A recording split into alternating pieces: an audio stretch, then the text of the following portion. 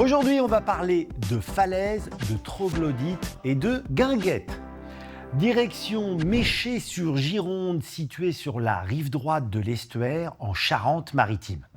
Un petit village de pêcheurs devenu à la fin du 19e siècle une station balnéaire prisée.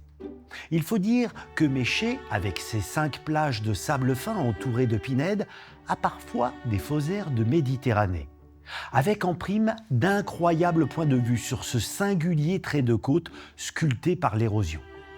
La nature a été généreuse avec Méché-sur-Gironde, car elle lui a offert un autre patrimoine étonnant, des grottes creusées sur les hautes falaises calcaires, devenues des habitats troglodytiques.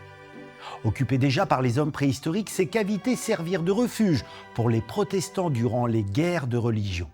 À la fin du 19e siècle, elles sont agrandies et aménagées.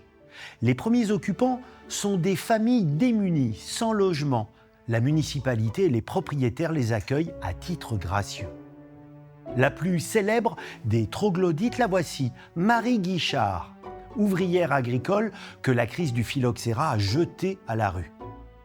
La haute société, attirée par l'exotisme du lieu, vient s'encanailler dans ces grottes, dont certaines sont même transformées en guinguettes. Marie flaire le bon coup. Elle va gagner quelques sous en se faisant prendre en photo et en vendant des cartes postales.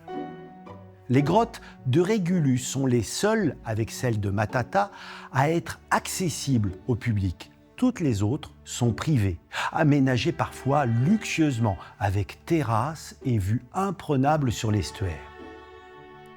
Ces abris insolites, jadis logements pour indigents, sont devenus des trésors jalousement gardés.